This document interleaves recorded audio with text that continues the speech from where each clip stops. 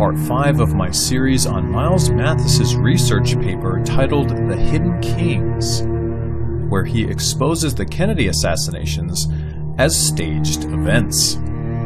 Let's just jump right back where we left off in the previous video. Before we leave Joe Jr., I beg you to notice a few other anomalies. Haven't you ever found it strange that the Kennedy clan had both a Joseph Patrick Kennedy Jr. and a Joseph Patrick Kennedy II? How does that work? Joseph Patrick Kennedy II is supposed to be the son of Robert Kennedy. But since there was already a Joseph Patrick Kennedy Jr., shouldn't Robert Kennedy's first son have been named Joseph Patrick Kennedy III? Because he was the third Joseph Patrick Kennedy? Either these people can't count to 3 or something very weird is going on here. We see more indication of math problems when the Wikipedia page on Joe Jr. tells us he was in the Navy from 1940 to 1944. Which is strange considering that the wiki page links to a history.com page that says that Joe Jr. enlisted in June of 1941. Also curious is that Joe Jr. is sold to us as a big war hero, with a Purple Heart and 7 other medals. But with a little digging, we also find this naval mugshot. Strange that we find no explanation of that in any of the bios. This is also curious. They have tried to create a fake shadow to keep you from reading his rank there. But if you look closely, you see it is ensign. But Joe Jr. is said to have attended 2 years of Harvard Law by then. We are told he gave up his 3rd year to enlist. If he had waited 1 more year to enlist, he could have enlisted as a lieutenant, since he would have been a professional man. Entry level for professionals was captain in the Army and lieutenant in the Navy. But even so, as someone who had completed 2 years of Harvard Law and as a Kennedy, Joe Jr.'s entry level should have been at least O2. He should never have been an ensign. But regardless of that, this photo is supposed to be from January 1944. He is said to have been a PB-4Y Liberator pilot, VB-110 in England. Also notice that he is supposed to be in the Naval Reserve. That is what NR means. But since Joe Jr. is supposed to have enlisted in 1941 and had his wings by spring of 1942, why is he still an ensign in the Naval Reserve in 1944? By August of 1944, Joe Jr. is supposed to be a lieutenant. That was his final rank. So we are supposed to believe that he got 2 promotions between January and August of 1944? Lieutenant is 2 ranks above ensign. The surviving pics don't match the surviving story. I have reminded you that Joe Sr. owned RKO Studios for many years, but for more evidence of the links between the Kennedys and Hollywood, we only have to look at the career of someone like Jack Valenti. Most people know Valenti as the longtime president of the Motion Picture Association of America from 1966 to 2004. These same people don't know or don't remember what he did before that. Valenti came out of Harvard in 1948. That was year 2 of the CIA, by the way, which ties into many of my recent papers. In 1960, Valenti's advertising agency was working for the Kennedy for President campaign. Valenti himself was the press liaison for the Dallas event. He was in the motorcade. At the swearing-in ceremony of Johnson, you can see Valenti in the background. He's the dark guy sitting down to your left, according to Wikipedia. He then became the first special assistant to Johnson's White House and lived in the White House for the first 2 months of Johnson's presidency. That's curious, wouldn't you say? Had any president before that had a live-in special assistant from an advertising agency? No. We are sold the idea that Valenti was a Johnson toady, fawning before His Majesty, but that is all a front. It looks to me like the opposite is true. Valenti was probably the liaison from the secret government, keeping eyes on Johnson to make sure he didn't stray 1 iota from his agreement. You can see again why Johnson wouldn't wish to run for a second term, with Valenti looking over his shoulder all the livelong day. We get more evidence of Valenti's real power and position when we find that by 1964, he was already the presidential liaison with Congress, having the responsibility to handle relations with the Republican congressional leadership. What? How was an advertising man qualified to do that? We are told that Johnson appointed him to that position, but that is ridiculous. Why would the president appoint the head of an advertising agency to handle relations with Congress? Does that make any sense at all? Again, it doesn't. It looks to me like Valenti was the CIA's eyes on Congress, there to take notes, report, and ultimately relay orders from the secret government to Congress. In 1966, Valenti was suddenly reassigned to Hollywood, moving directly into the president's chair at the MPAA. Really? Straight from the White House to the top executive position in Hollywood? Again, based on what possible qualifications? Valenti was supposed to be an advertising man. What in hell did he know about making or distributing films? We are sold the story that in corporate America, the executives work their way to the top, but with a little study, we find that is never the case. A handful of top guys hop from one top position to another with no obvious qualifications, experience, or rational resume. The only thing we seem to find on every resume in every field is CIA connections. But let us return to the Kennedys. We were uncovering a series of tampered photos and evidence, so let us look at some of the other well-known Kennedy family photos. That is supposed to be Joe Jr., Kathleen, and John. John sure seems to be walking by them quickly, doesn't he? Doesn't even seem to know they are there. He wouldn't, because they aren't. It is a paste-up. To prove that most quickly, I beg you to study the light on Kathleen's face and John's face. See how half of John's face is in shadow while Kathleen's isn't? In a real photo, that would be impossible. So you might want to ask yourself why even the seemingly unimportant photos of the Kennedy clan are faked. Even when no one is being shot or falling out of an airplane, the photos are obvious fakes. But there are many, many more. Let's study some of them. Joe Jr. is supposed to be second from the last, but he was pasted in here. His head is too small and the shadows don't match. Compare him to the girl just in front of him. Now study the darks in her hair versus the darks in his hair. They don't match. You will say that it is because she has brown hair and he has blonde hair, but that doesn't fly for 3 reasons. 1. The shadow side of a blonde would be about the same darkness as the shadow side of a brunette. In photos, the 2 hair colors don't shade out differently. 2. Compare the light side of her hair versus the light side of his. Very little difference, right? So why are the light sides of their hair the same, but the dark sides completely different? 3. Joe wasn't a blonde. Consult the previous photos. Here's yet another creepy paste-up. Does anyone think that looks real? Look at Bobby. Is he 2-dimensional? Amazing how he can fit in that space between Jack and Teddy without taking up any of the Y dimension. His whole body is only an inch thick, I guess. And here's another. That picture has many serious anomalies, the worst of which is again Joe Jr. It is obvious at a glance that he has been pasted in here. Why would the eldest son be way off to one side like that? Why does his right suit lapel match John's exactly? Why are all of his shadows 2 shades lighter than everyone else's?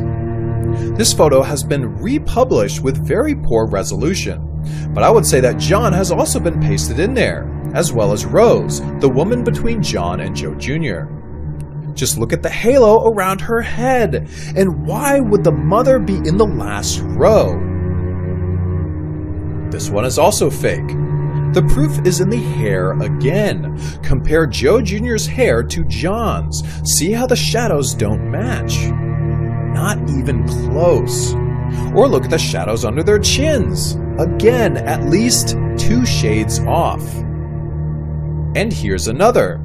An obvious fake, one that shouldn't fool anyone. John is the one pasted in there, most obviously, though I think all of them are.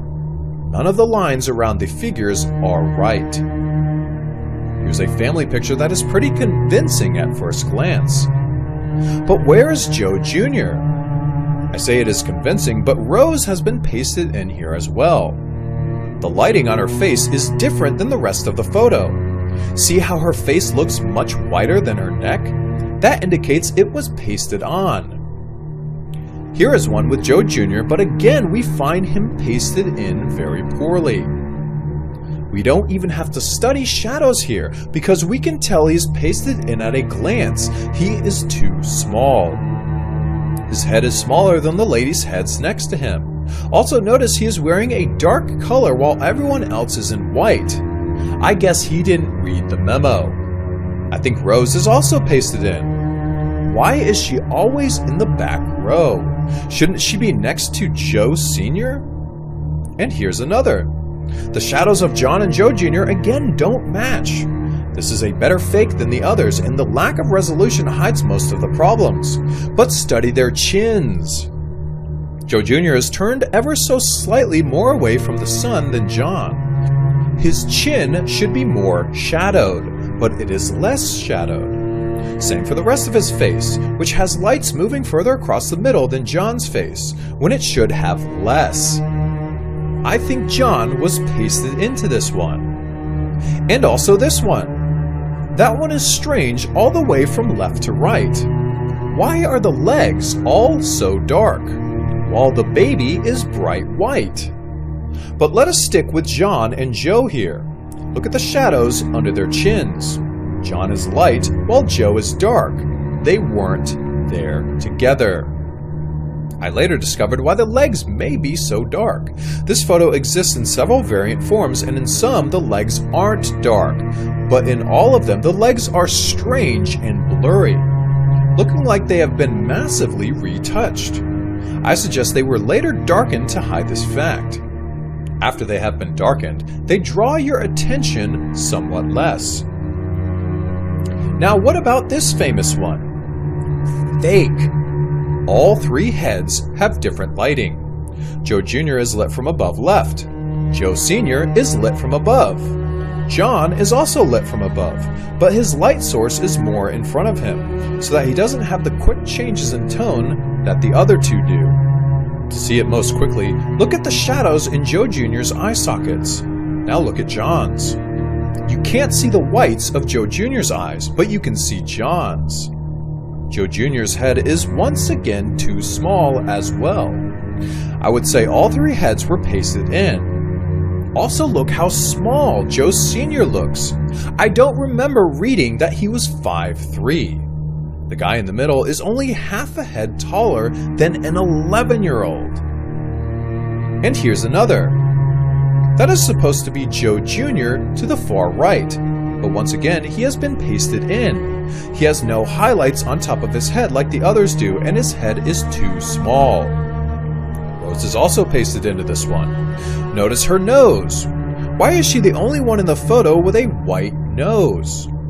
Because her photo was taken in a different light and pasted into this one. What about this one? Fake. John's head is 2 shades lighter than Joe's. Also look at Joe's legs. What is going on there?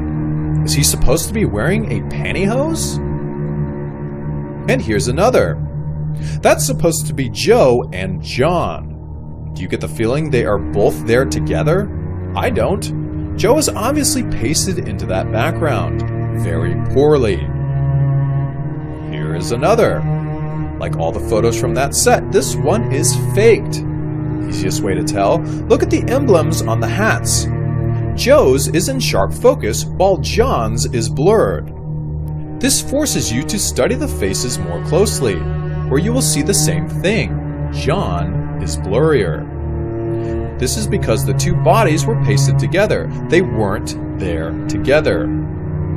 Here's another one of the family. Faked again. John is pasted in, so is Rose. Want to see something even weirder? Look at Robert's legs and the legs of the girl to your left in the white coat and hat. See how hairy they are? A 10-year-old boy does not have legs that hairy, and neither does an 8-year-old girl. How about this one? Fake! Just about everyone was pasted into that one, including Joe Sr., Joe Jr., John, and Bobby. Why is Joe Sr. so misty? He looks partially erased. And Bobby is what? 3 feet tall? But we can keep going. Here's another. An obvious fake. Look at how Joe Jr.'s face is squashed vertically while John's and Joe Sr.'s are long. Also notice how tan John looks compared to Joe, unless you compare their arms. They are in the same light, but about twice as much light is falling on Joe's face as John's. And when did Joe Jr. get so short? In many other pics, he is taller than his dad. Here, he is shorter, not only than John, but than his dad. If you don't believe me, try this one. Suddenly, Joe is about 2 inches taller than John, and it is now John's face that is shorter and wider. I doubt the difference is shoes, unless you're going to tell me Joe is wearing lifts in the pool. This one proves it as well. Now Joe Jr. is an inch taller than John and also a pinhead. That isn't John. It is just his head pasted onto someone else's body. Look how narrow his shoulders are. Here is one from a strange set where neither John nor Joe are present. They are actually a lot like that. Not only are Joe and John never seen together in a real photo, they both have to be pasted into other photos. Why? Now, we know why the Kennedys needed to steal Jack Lowe's photos from the World Trade Center. The Kennedy family photos are all faked. So why are they pasting Joe and John together? I would guess because there aren't any real pictures of them together. So why wouldn't there be any pictures of Joe and John together? I am not really sure, but I would suggest that Joe Sr. may have had 2 families. Joe Jr. doesn't look like the rest of the clan. He has different eyes and eyebrows, both of which slope differently than the rest of his siblings. He looks far more like his mother, Rose, than any of the rest. They have the same eyes, which slope down at the corners, and the same eyebrows, which also slope down instead of up like the other children. This may explain why both he and Rose have been pasted into the photos. To create continuity, Joe Sr. had both of them pasted into old pictures, but they weren't there. This indicates that Joe Jr. may have been the only son of Joe Sr. and Rose. The pictures above are Joe Sr. with his other family, and Rose and Joe Jr. had to be pasted in later. Rose wouldn't allow herself to be photographed with the other family and wouldn't allow her Joe Jr. to be photographed with them either. But if Rose wasn't the mother of these others, who was? From looking at the siblings, I would have to say various women. Just studying the boys shows us a large variation. Jack, Bobby, and Ted look nothing alike, as you can see from the paste-up photo above. This made it that much easier to take Joe underground in 1944. Not being part of the clan, they wouldn't miss him. Just the reverse. They were probably glad to see him go, if they even knew about him. It is even possible John didn't know Joe Jr., was ruling beneath him until 1963 when Joe decided to abdicate or died. It is possible he was as shocked to find this out as you are.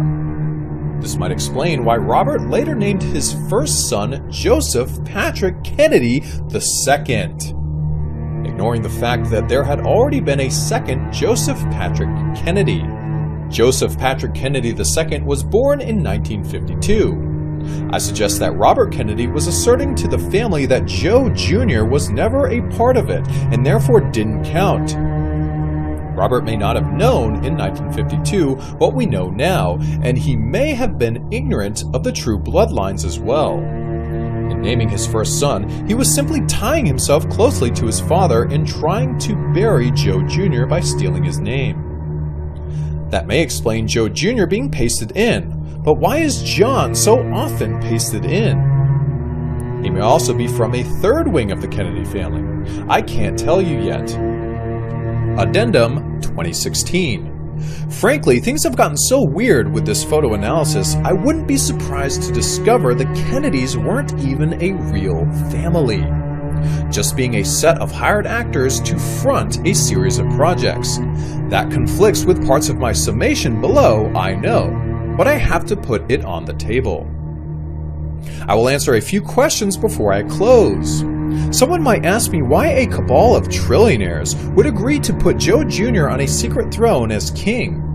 The kid was only about 30 after all. If a Morgan DuPont Kennedy coup succeeded in 1945, as I claim, then why didn't one of the old men become king? I suggest it is because all the top guys were getting old, and they didn't want to countenance the possibility of conflict when one of them died. Say Joe Sr. had become the hidden king and had then died a few years later. You would then have a battle for his replacement. To avoid that, you put someone young on the throne. But again, why a Kennedy? Why not a Morgan or DuPont? Well, perhaps Joe Jr. wasn't the only hidden king. Maybe there was a triumvirate or other oligarchy with sons of Kennedy, Morgan, and DuPont ruling together. To test that theory, I researched sons of Morgan and DuPont. I couldn't find anything on Morgan, but look what I found on DuPont. It was fabulously easy since I just searched on male DuPonts who died around 1944. Richard Chichester DuPont died in late 1943. Know what else? He died in a plane crash. Know what else? The plane crash was on an army base, Marchfield, and once again happened under mysterious circumstances. DuPont was 32, almost the same age as Joe Kennedy Jr. He had been special assistant to General Henry H. Arnold, Chief of the U.S. Air Force. Know what else? He died on September 11th. Cue the Twilight Zone music. This tends to confirm my thesis once more and suggests that a deeper analysis of the Morgan family would find the link to it. My quick search on the web wasn't able to uncover it, but I did find traces of misdirection at the genealogy sites, which had seemed to scrub information, especially concerning the great-grandsons of J.P. Morgan. I don't think Joseph Kennedy and Richard DuPont were the only hidden kings. A Morgan likely joined them, and I would suspect a Rockefeller as well. With that in mind, we may reread a recent bit of news concerning the Rockefellers. Richard Rockefeller, son of David, is said to have died in a plane crash on June 13, 2014. Note that it was a plane crash. This is how it is done. That is a signal. The date is also a signal, June 13th. We have already seen that date in one of my previous papers on the Simpson trial. O.J. is said to have murdered Nicole Simpson on June 13th.